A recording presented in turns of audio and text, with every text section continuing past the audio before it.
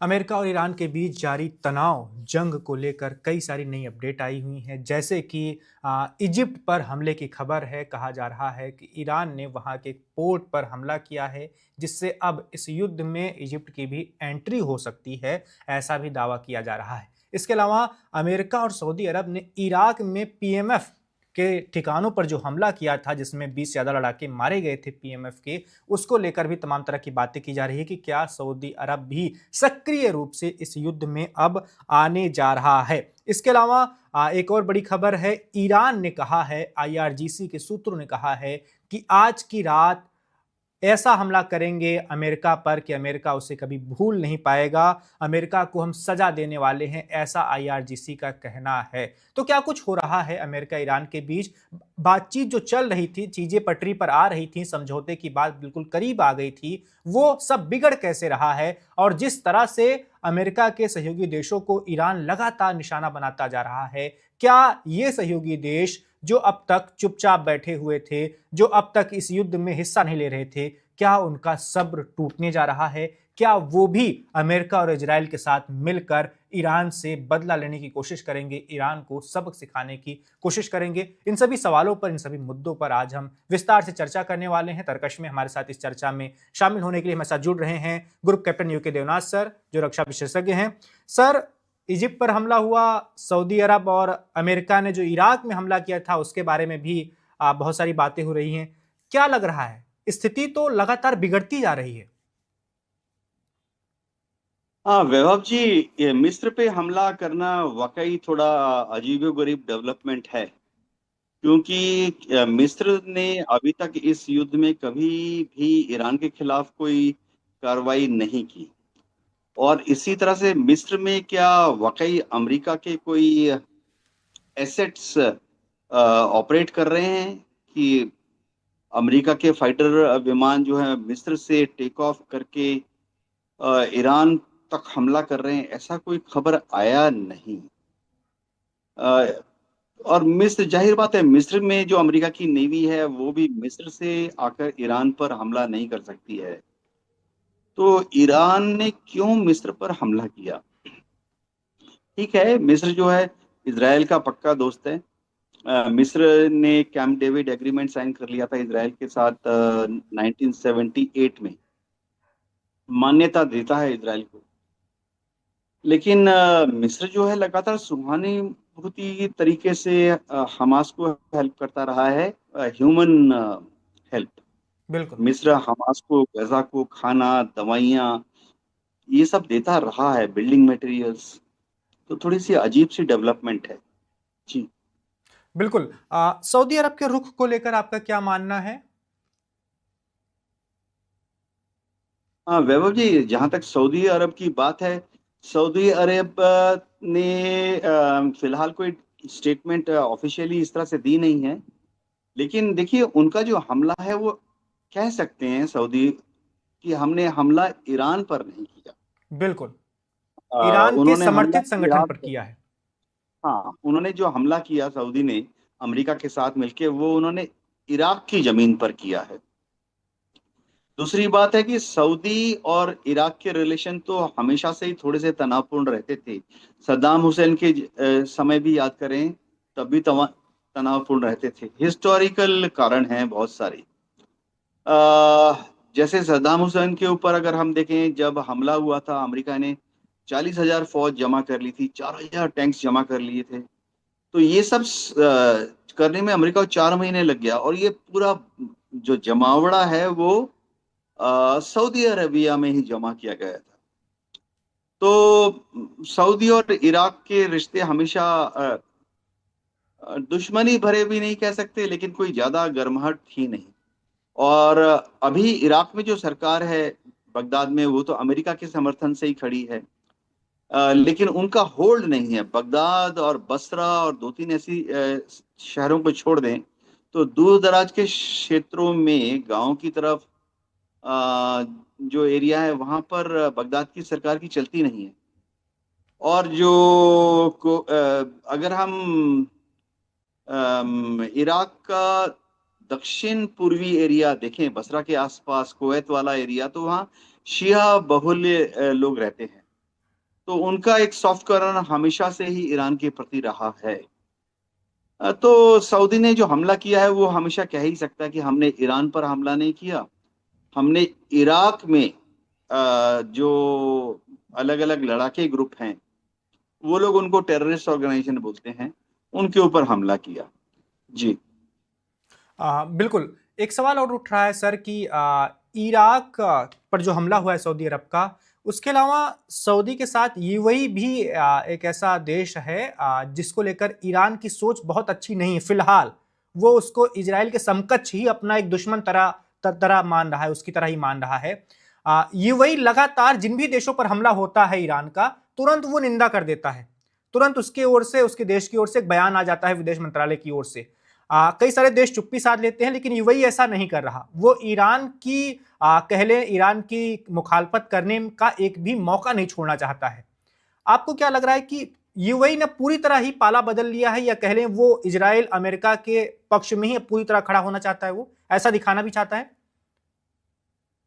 हाँ, जो खाड़ी के देश हैं, जीसीसी मुल्क हैं, इनमें बड़ी अद्भुत बात है।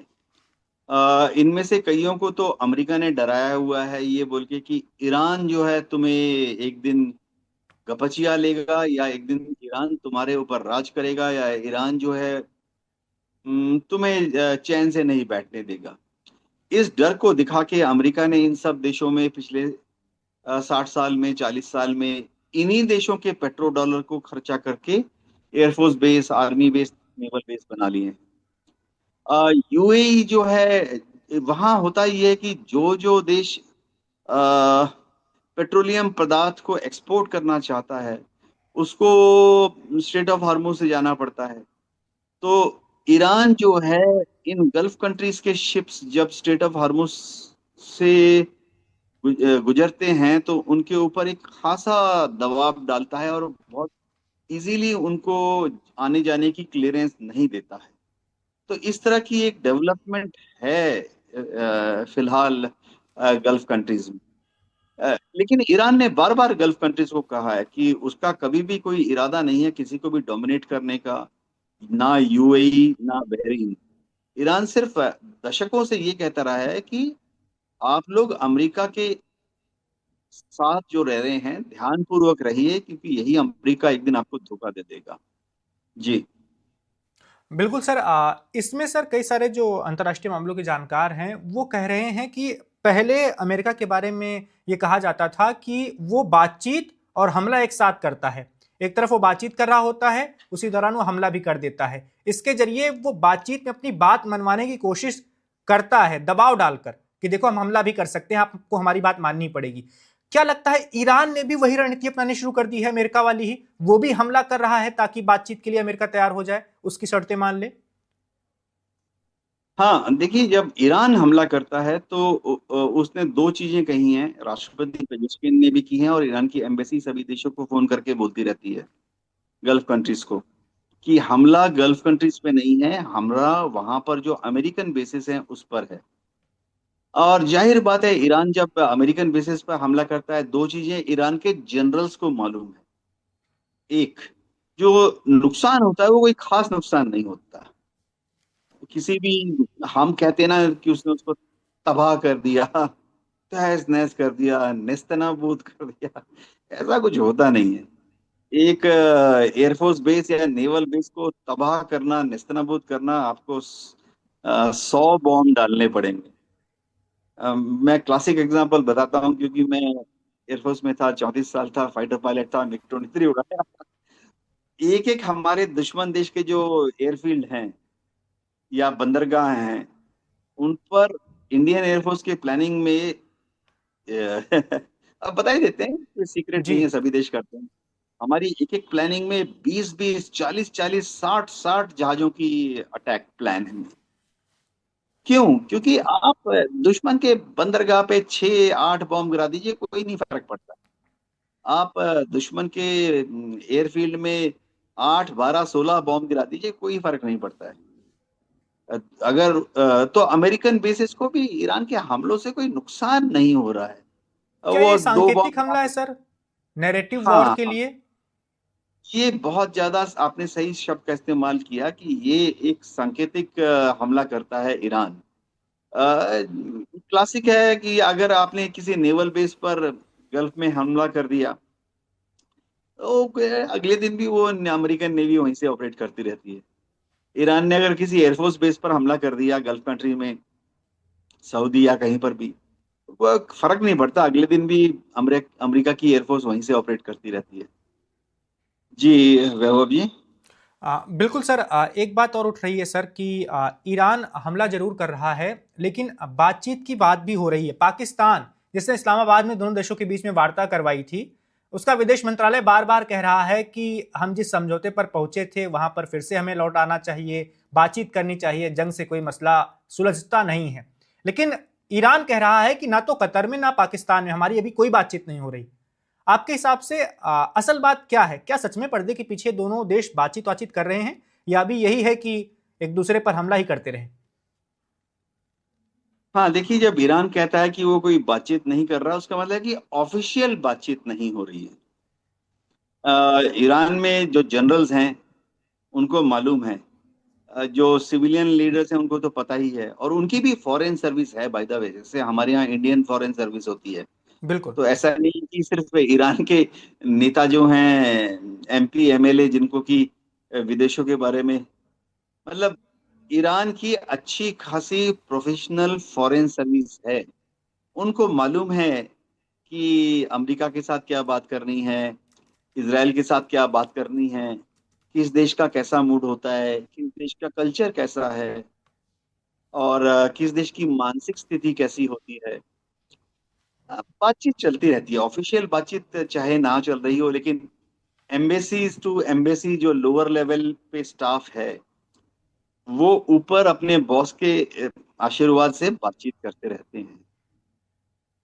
या जैसे आजकल नए शब्द आ गए हैं, इंटरलोक्युलेटर्स, यानी मध्यस्थता करने वाले बुद्धिजीवी होते हैं, हर देश में होते हैं। अ, भारत में भी हैं, भारत में भी हमारे इंटरलोक्युलेटर्स होते हैं, चीन के साथ बात करते रहते हैं, पाकिस्तान के साथ बात करते रहते हैं। बिल्कुल। ये सब जो है, या तो विद गवर्नमेंट्स ब्लेसिंग या विदाउट गवर्नमेंट्स ब्लेसिंग, वो चैनल हमेशा खुला रहता है। ईरान को मालूम है कि लड़के तो वो जीत नहीं सकता। ईरान को बिल्कुल। मालूम है कितनी मिसाइलें दाग ले, वो जीत नहीं सकता, मिसाइलें दाग दाग के, ड्रोन फायर कर करके जीत नहीं सकता। और ईरान को मालूम है कि अमेरिका के पास अम्यूनिशन की कोई कमी नहीं है, बॉम्ब्स, रॉकेट, मिसाइल्स। देखिए, अमेरिका की एयरफोर्स में दुनिया की सभी एयरफोर्सेस जो है वो ट्रेनिंग करती है। तो इस तरह की बॉम्ब मिसाइलें जो है, दुनिया की एयरफोर्स नॉर्मल भी ट्रेनिंग एक्सपेंडिचर के लिए खर्च होते ही रहते हैं। तो मैं एयरफोर्स में था, फिर से बताता हूँ, नथिंग सीक्रेट। अब हर साल समझिए 2000 बॉम्ब बनाए जा रहे हैं, जी। और एक बॉम्ब की कीमत, एक बॉम्ब की कैलेंडर लाइफ जो है, मैन्युफैक्चरर बोल देता है 10 साल है। हर साल ही समझिए भारत में 2000 बॉम्ब बना रही हैं ऑर्डिनेंस फैक्ट्री, और वो उस पे लिख देते हैं भाई कैलेंडर लाइफ जो है 20 साल है। तो जब वो बॉम्ब की कैलेंडर लाइफ मैं इंडियन एयरफोर्स की बात कर रहा हूँ, जब वो बॉम्ब की कैलेंडर लाइफ 10 साल या 20 साल के बाद खत्म हो रही है, मतलब उस बॉम्ब को आप और रख नहीं सकते, केमिकल है ना उसके अंदर, लीक हो जाएगा, फट जाएगा। तो क्या करते हैं, क्या करें? तो इंडियन एयरफोर्स, दुनिया की सारी air force, American air force, Israel air force, सबके पास एक ही तरीका है कि जो पायलट लोग ट्रेनिंग कर रहे हैं, खासतौर से जो यंग बच्चे लोग ट्रेनिंग कर रहे हैं, young flying officer, young flight lieutenant, young squadron leader जो ट्रेनिंग कर रहे हैं, सीनियर्स को भी ट्रेनिंग करनी पड़ती है। मैं 20 साल का बुढ़ा पायलट हूँ, उसका मतलब ये नहीं कि मुझे ट्रेनिंग की जरूरत नहीं है। सचिन तेंदुलकर को भी मैदान में उतरना पड़ता है बल्ला घुमाने के लिए बीच बीच में। तो ये सारे ट्रेनिंग में कंज्यूम हो जाते हैं। तो अमेरिका में इतनी ज्यादा उनको बॉम्ब्स, मिसाइल्स रखने पड़ते हैं कि हर साल हजारों बॉम्ब जो हैं वो कैलेंडर लाइफ एक्सपायर होते रहते हैं। तो अमेरिका क्या करता है, बॉम्ब जो है उसकी 20 साल की लाइफ हो गई है, एक्सपायर हो गया है, तो उसका क्या करना है? वो कहते हैं चलो इसको जेलेंस्की को दे देते हैं, वो गिरा देगा कहीं पर। चलो इसको इसराइल को दे देते हैं, वो कहीं गिरा देगा, इसराइल कहीं इस्तेमाल कर लेगा इनका। और आजकल वो खुद गिरा देते हैं ईरान के ऊपर। तो इजराइल के जो जनरल्स हैं उनको मालूम है कि अमेरिका को कुछ नहीं फर्क पड़ता, इस उनके पास बेशुमार बॉम्ब्स और मिसाइल्स और रॉकेट्स हैं। लेकिन इजराइल को ईरान को फर्क पड़ता है, उनके पास अनलिमिटेड नहीं है। जी। बिल्कुल। सर एक बात और हो रही है, क्या अमेरिका ये चाह रहा है कि जंग को थोड़ा लंबा खींचा जाए? जंग किया व्यापक तौर पर न लड़ा जाए, उसका पूर्ण आकार ना हो कि दोनों देश एक दूसरे पर टूट ही पड़े हैं, लेकिन बीच-बीच में हमले जारी रहें। अमेरिका क्या ऐसा कुछ करने की भी कोशिश कर रहा है जिससे लंबे समय तक ईरान की जो अर्थव्यवस्था है वो तो खस्ताहाल उसका है ही, उस पर अनेकों प्रतिबंध लगे हुए हैं।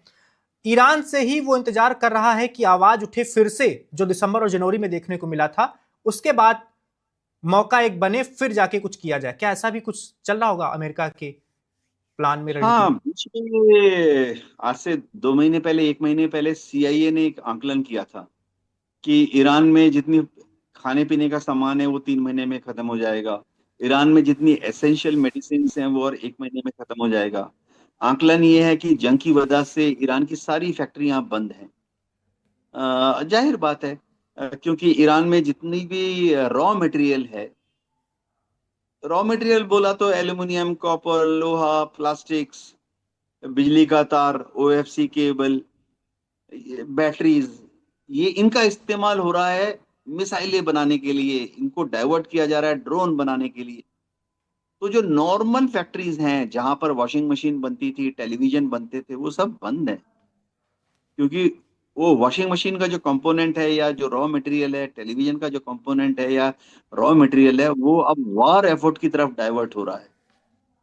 तो अमेरिका का सीआईए का आकलन था कि ईरान की इकोनॉमी भी और 3-4 महीने में चरमरा जाएगी। वो पहले ही बहुत कमजोर है उनकी इकोनॉमी। एक्सपोर्ट इंपोर्ट उनके बंद हैं, सिर्फ डोमेस्टिक कंजम्पशन पर इकोनॉमी चल रही है। और अमेरिका सोच रहा है कि ये सब होते होते इन्फ्लेशन इतना ज्यादा हो जाएगा। ऑलरेडी इन्फ्लेशन वहां पर 100, 200, 300, 500% इन्फ्लेशन है। जो चीज आप आज 1 दिनार में खरीद सकते हैं, अगले महीने आपको 5 दिनार में खरीदनी पड़ेगी। तो अमेरिका बहुत उम्मीद से बैठा है, डोनाल्ड ट्रम्प बहुत उम्मीद से बैठा है कि ईरान के लोग खुद ही बगावत में खड़े हो जाएंगे। लेकिन ऐसा हो नहीं रहा है। अ, काफी सारे कारण हैं। जी वैभव जी। बिल्कुल। सर आपने कहा कि अमेरिका के पास गोले बारूद की कमी नहीं है, ईरान की भी स्थिति क्या होगी? हाँ, एक आकलन है, देखिए, जो जैसे भारत में हम कहाँ से आकलन लेंगे कि ईरान की क्या स्थिति है। तो जैसे भारत में हम डीआरडीओ के साइंटिस्ट के साथ बैठ जाएंगे। मैं अगर एयरफोर्स में आज भी कार्यरत होता तो हम क्या करेंगे कि भारत में डीआरडीओ के साइंटिस्ट के साथ बैठ जाएंगे, इसरो के साइंटिस्ट के साथ बैठ जाएंगे। अब भारत डायनामिक्स लिमिटेड है, भारत इलेक्ट्रॉनिक लिमिटेड है, बेल जी। गाजियाबाद में ही है, इनके इंजीनियर्स के साथ बैठ जाएंगे। क्योंकि भारत में भी जो मिसाइलें बनती हैं, वेपन सिस्टम बनते हैं, उसके इलेक्ट्रॉनिक कंपोनेंट तो बेल वाले बनाते हैं ना। तो इनके साथ बैठ जाते हैं और फिर इनसे बात करके हम आइडिया करते हैं कि ईरान की क्या हालत होगी। तो क्योंकि भारत डायनामिक्स में उसको मालूम है कि रॉकेट मोटर कैसे बना रहे हैं, इसरो को मालूम है कि रॉकेट मोटर की मेन जो मिसाइल है उसकी बॉडी के साथ मैचिंग कैसे कर रहे हैं, मैरिंग पार्ट कैसे कर रहे हैं। तो इनका आकलन आता है। तो आकलन मेरे पास ऑफिशियल फिगर्स तो नहीं है क्योंकि अब रिटायर्ड हो गया हूं। तो लेकिन आकलन मोटा मोटी ऐसा है कि ईरान जो छोटी छोटी मिसाइलें बना रहा है वो हर हफ्ते 100 बना रहा है। छोटी मिसाइल का मतलब है जिनका रेंज 40 किलोमीटर, 60 किलोमीटर, 100 किलोमीटर है। वो हर महीने 100 बना रहा है, दिन में 3-4 बना लेता है। लेकिन कई बार तो वो फायर ही कर देता है एक दिन में 100। बिल्कुल। सिमिलरली ईरान जो लंबी दूरी की जो रॉकेट्स और मिसाइल्स हैं, लंबी दूरी बोला तो जिनकी 1500 किलोमीटर है, उस रेंज वाले जो मिसाइलें हैं, ईरान हर हफ्ते में 4 बना लेता है। तो महीने में आप देख लीजिए 12 बना लेगा, 16 बना लेगा, चलो किसी महीने 20 बना लेगा। ये जो हम भयंकर भयंकर नाम लेते हैं ना, जो कि 1500 किलोमीटर रेंज है, तो इसराइल तक पहुंच सकती है। अभी हम इजिप्ट की बात कर रहे थे, इजिप्ट को हिट करना है तो 2000 किलोमीटर की मिसाइल चाहिए। तो जो हमारे भारत डायनामिक्स, बीडीएल, देखिए हमारी लैब है डीआरडीएल, हैदराबाद में है। तो ये लोग बना लेते हैं, ईरान वाले बना लेते हैं हर महीने 20। लेकिन आप देखिए कभी कभी वो, जब ईरान से जब फायर कर रहे थे इसराइल की तरफ, या अभी मिस्र पे हमला सुना है, तो वो एक एक वेव में ही 20 20 40 40 फायर कर रहे थे। यानी एक महीने की जो प्रोडक्शन है वो एक दिन में, 2 दिन में गई। तो अगर ऐसा रहा तो उनका जो मिसाइल की संख्या है वो आस्ते आस्ते आस्ते कम हो रही है। जी। बिल्कुल सर। एक सवाल और है सर कि ईरान पर जो हमले हो रहे हैं, जवाबी कार्रवाई में ईरान भी हमले कर रहा है अमेरिका के सैन्य अड्डों पर। अमेरिका में एक नया डर सता रहा है सर। मध्य पूर्व में अमेरिका के जितने भी वहाँ सैनिक तैनात हैं, एक खबर आई है कि उनके फोन जब्त किए जा सकते हैं, क्योंकि उसके जरिए वो वीडियो बनाते हैं। वीडियो के जरिए ईरान को पता चल रहा है कि कितना नुकसान हो रहा है अमेरिका का। ईरान उसके आधार पर अपनी रणनीति और बना रहा है। तो ऐसी खबरें आई हैं। आपके हिसाब से कितना नुकसान हुआ होगा?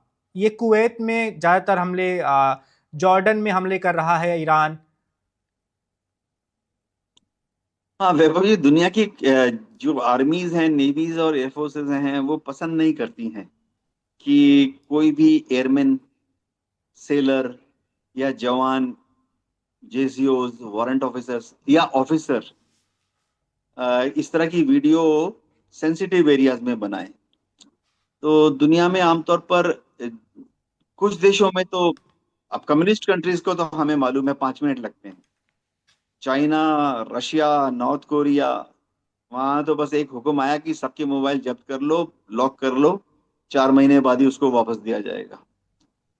भारत में भी हमारी कुछ नीतियां हैं कि हम जो ऑपरेशनल ड्यूटीज पे हैं उनकी मोबाइल यूजेज पर कुछ रेस्ट्रिक्शन करते हैं।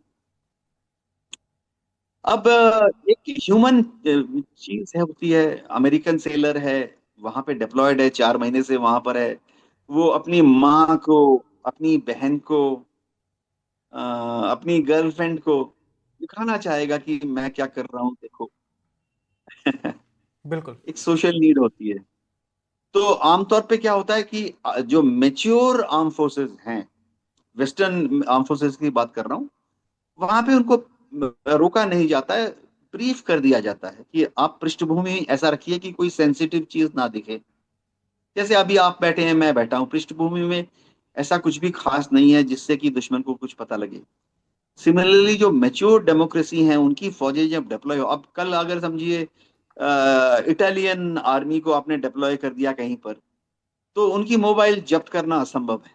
उनके यहाँ वो कल्चर ही नहीं है। लेकिन हाँ, ब्रीफिंग कर दी जाती है, ट्रेनिंग कर दी जाती है कि आप क्या लिखें क्या ना लिखें।